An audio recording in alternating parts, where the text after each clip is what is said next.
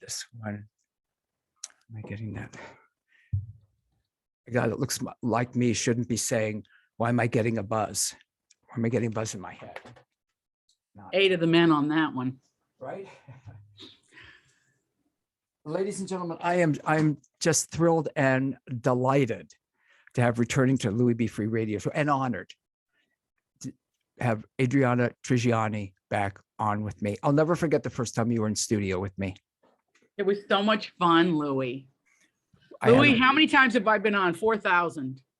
Many. Your listeners are probably like, her again? Jeez. No. People look forward to you being on. And I'm going to say, I'm grateful that you continue to come on with your tremendous international successes, that you'll still do the gig with me. I mean that. It speaks a lot about you. You know, I've had others on that when they make it.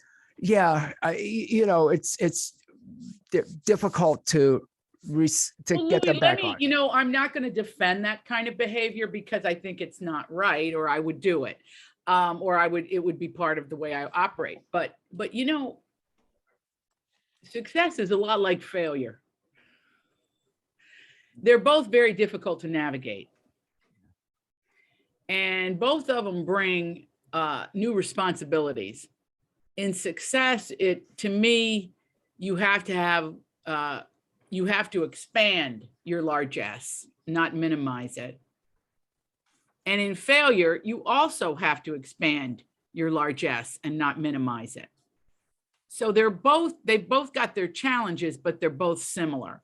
So you kind of we can't get mad at people who make it and forget. Not mad. Yeah, I'm not mad. No, I know you're not mad, but I'm just saying, understanding is called for there. Yeah, I agree. They're not used to it. But let me tell you what, on the other side of it, they'll figure it out. It's not going to be our problem.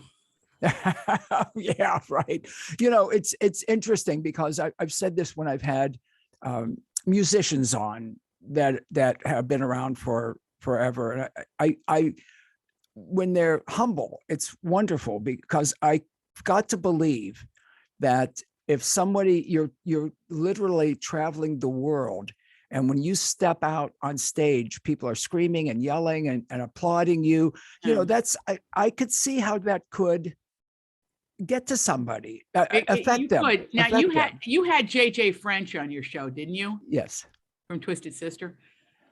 He was a revelation to me.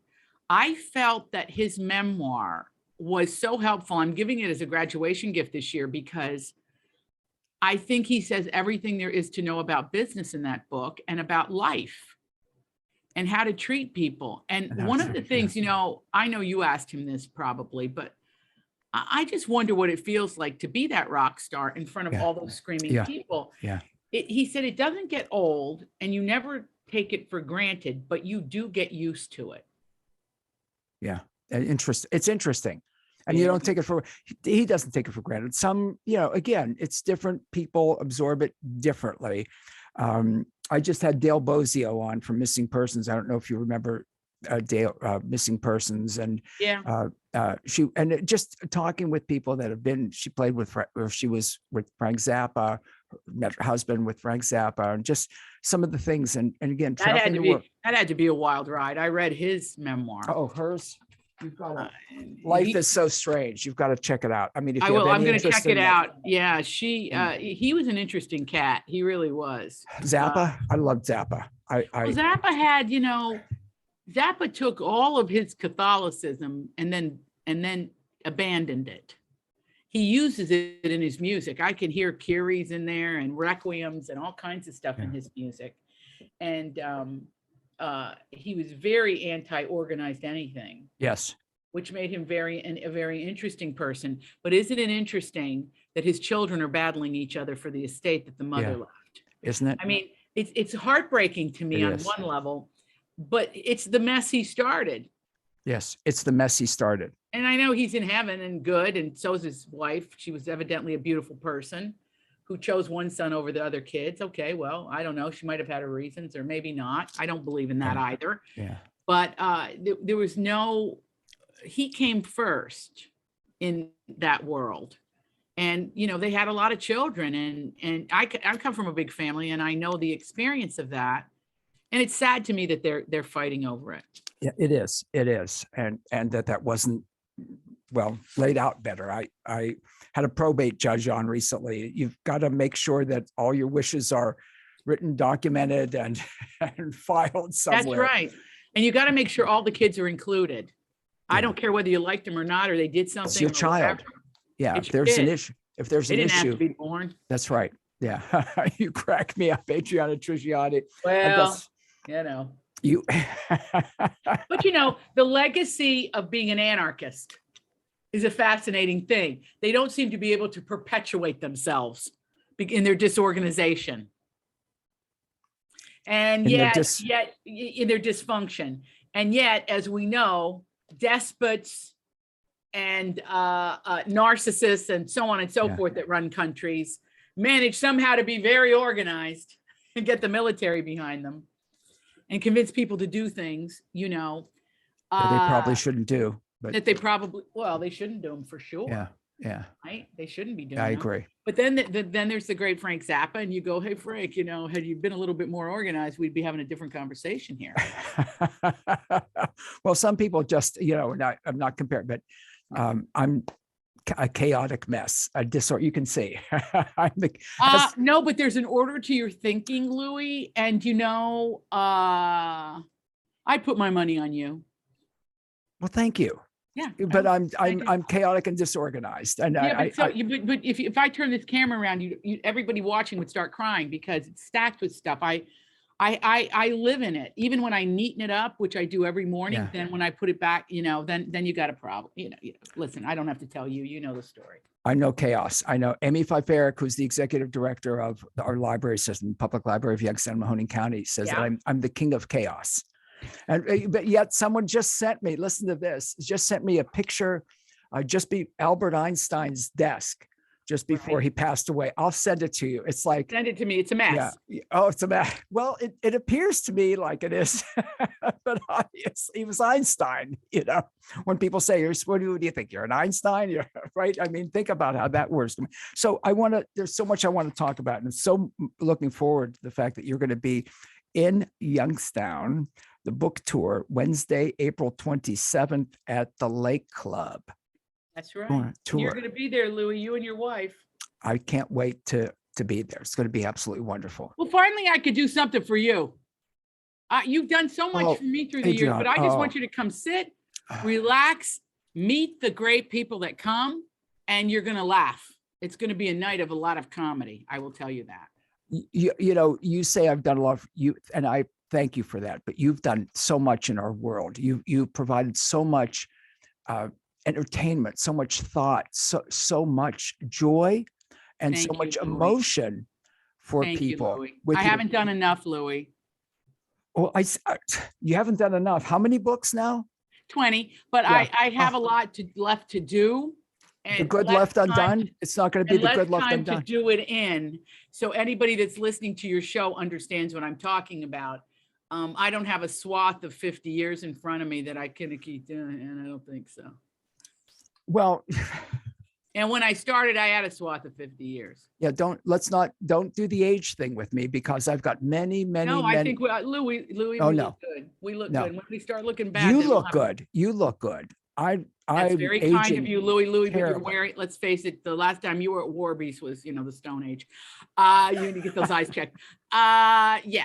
Stone Age. You don't like my glasses? You era. You don't like my pink glasses? I love the glasses. I think they're fantastic. I'm just saying that, okay, I'm going to make this point, and then we'll get off this topic, which is to say that COVID changed everything about the way I look at time. Everything. Tell us about that. That's important. It really did, because writing this book, I found the novel separated in 3 pieces just to fill the readers in.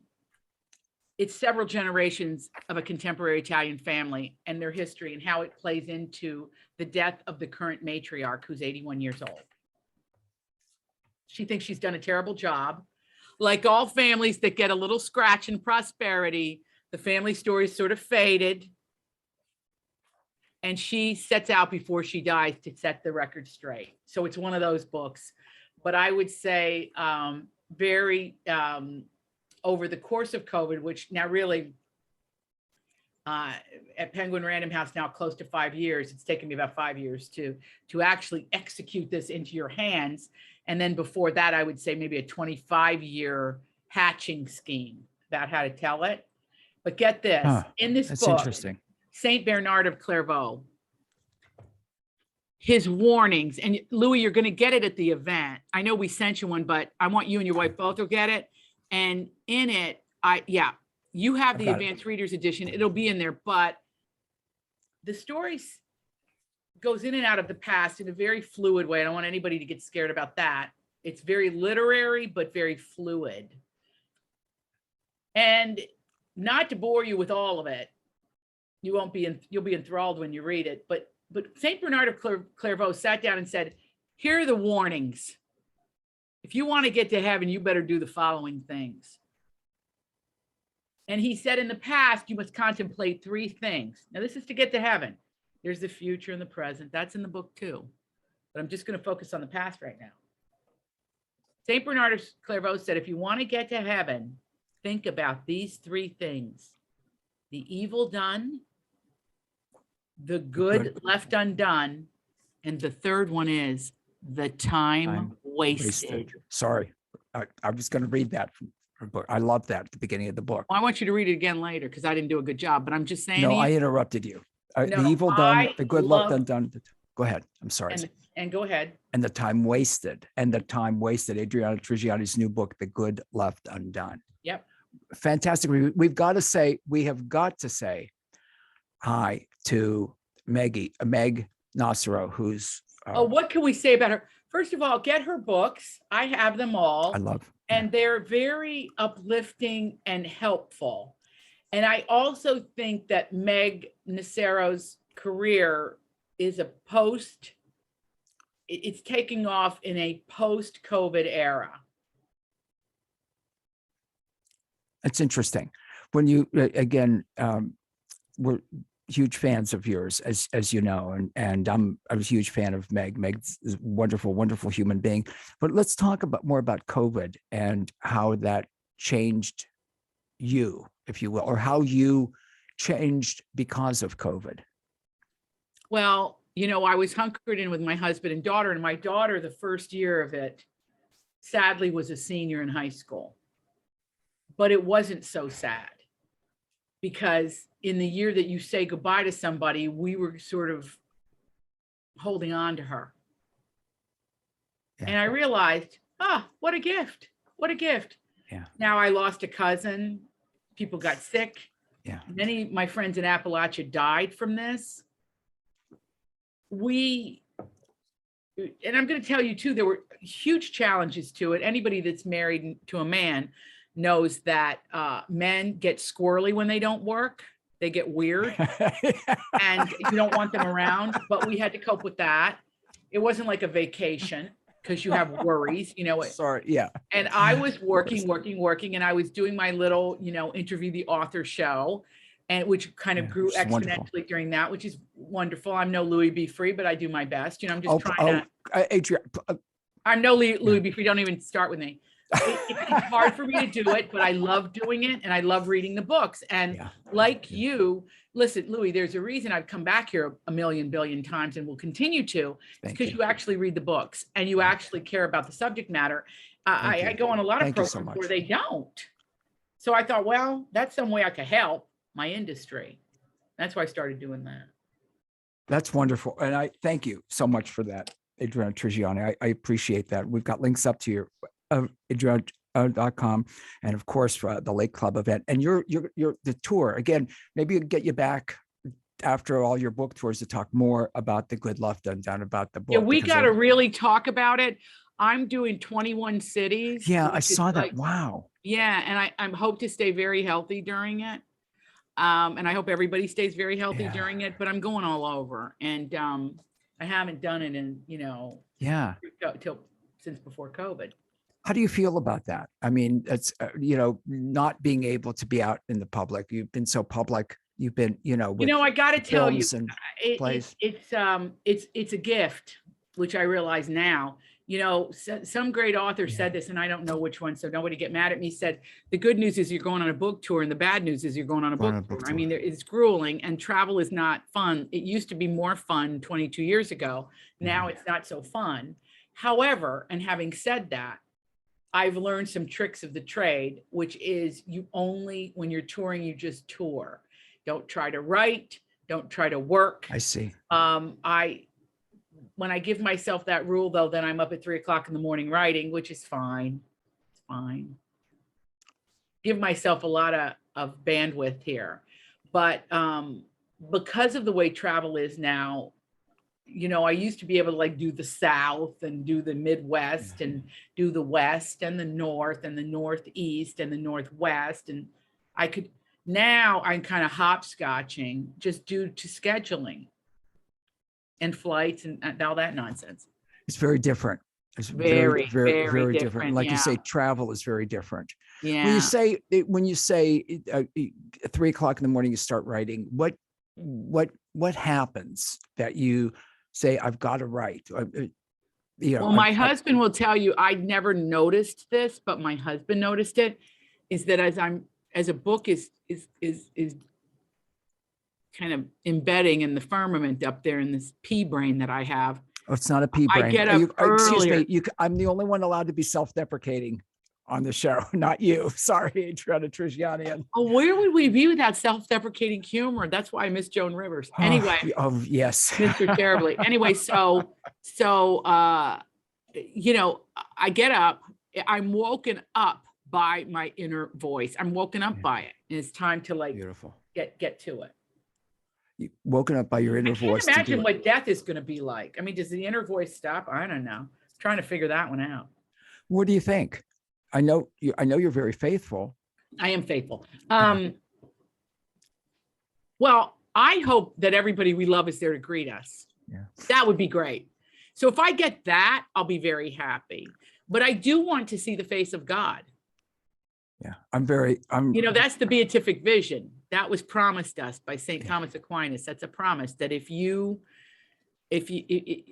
beatific vision is actually that no human being that's born to this earth will ever do anything that will prevent him or her from seeing the face of God. That includes murderers and criminals and everything. Their reaction may be different, of course. But now I'm going to tell you, I changed my mind about hell. I think it exists now. I didn't used to. Is that right? Yeah. I thought it was I thought it was a control mechanism. What changed? Because there has to be some justice. There has to be some justice for the Adolf Hitlers and the Vladimir Putins. I'm just going to say it. I mean, and the pedophiles and murders and rapists. Yeah. The pedophiles are sick in a way that it's a compulsion. So those are those ones. I think the grace of God, they have to be isolated from society. Unfortunately, they can't be near children. And then there's just self-serving people that do evil to do evil because it stokes their ego, and those people will be held accounted for. When you say that about seeing all the people you love, I'm most looking forward to seeing the four-legged and furry family members, the dogs, the cats, and the rabbits. Evidently, even the Pope told us that St. Francis has got our animals up there. So I'm excited to see my animals. I'm very excited about that. I know I wish you didn't have to go, but I know you do. I know you're very, very busy. The next person I'm speaking to, actually, this story, the true story behind the story is the story of the Arendora Star in World War II, which I never heard of. By the way, my British publishers, it wasn't taught in school. So when we don't teach in school certain events that have happened, it's happening all over the world. Okay. But anyway, an accident happened, but it wasn't an accident. A Nazi U-boat blew up a ship of imprisoned immigrants. And that's what caught, and it caught my eye, and I went, oh my God, this is a novel. Yeah. If I could pull it off. And I think I did okay. Okay, you think you did? I mean, you're getting international acclaim for the. Listen. This is the one. This is the one. If you never read me, read this one. If you never read the other 19, don't care. Read this one. Read this one. Because this one has, look, it was my If I Got Hit by a Bus book. I thought, well, if I get hit by a bus, this says what I want it to say about life. The manifesto to the family, the way she handles the family story, the way she gets her family involved in the family history is so beautiful. You're and I love you. Love like you, I said, I Louis. know you've got. Well, Louis B. Free, can't wait to see you. I can't wait to see you too. And I can't wait to meet your wife after all these many years. Yeah, you'll say, what is she doing with that guy? Oh, don't worry, I'll get her in the corner. I'll get her in the ladies' room, Louis B. Free. I know you will. I love you. Thank you so much for doing it again with me as always. I just love her, folks. We've got links up at louisfreeshow.com, at wfmj.com. More information on